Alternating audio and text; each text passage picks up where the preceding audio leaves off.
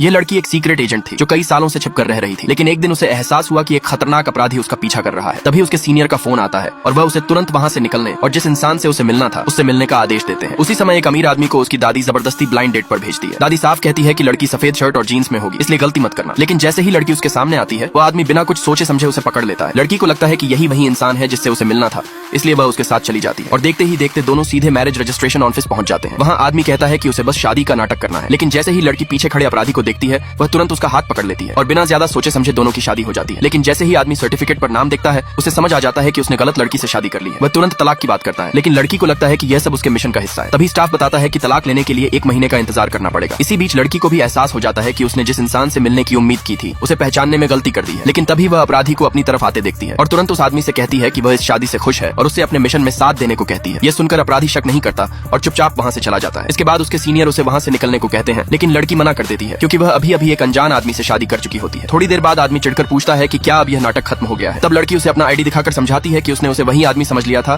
जिससे उसे मिलना था और फिर अपना नंबर देकर वहां से चली जाती है। रात में आदमी शादी का सर्टिफिकेट अपनी दादी को दिखाता है। ये देखकर दादी गुस्से में उसे डांटने लगती है कि उसने किसी अजनबी से शादी कैसे कर ली, लेकिन आदमी कहता है कि उसने दादी का काम पूरा कर दिया है और वहां से निकल जाता है। उधर लड़की सोच में पड़ जाती है कि वह तो सिर्फ एक मिशन पर थी, फिर वह बिना वजह उस आदमी से शादी कैसे कर बैठी। लेकिन जैसे ही वह घर पहुंचती है वह देखती है कि उसके दादाजी जमीन पर बेहोश पड़े हैं। बाद में डॉक्टर बताता है कि उसके दादाजी के पास सिर्फ 2 महीने का समय बचा है। यह सुनकर दादाजी उससे 2 वादे करने को कहते हैं। पहला कि वह एक सामान्य जिंदगी जिए क्योंकि वह नहीं चाहते कि उसकी नौकरी इतनी खतरनाक हो, और दूसरा कि वह जल्द से जल्द शादी कर ले। तभी लड़की को याद आता है कि उसकी शादी तो पहले ही हो चुकी है, लेकिन उसे उस आदमी का नाम तक याद नहीं होता। उधर उस आदमी का असिस्टेंट उसे समझाता है कि वह पहले से शादीशुदा है, इसलिए उसे उस लड़की के साथ रहने की कोशिश करनी चाहिए। इसके बाद वह लड़की को कॉल करता है, लेकिन जैसे ही वह आदमी खुद को उसका पति बताता है लड़की गुस्से में फोन काट देती है। फिर अगले ही पल उसे एहसास होता है कि फोन पर कौन था, तो वह तुरंत वापस कॉल करती है और अपनी गलती के लिए माफी मांग लेती है।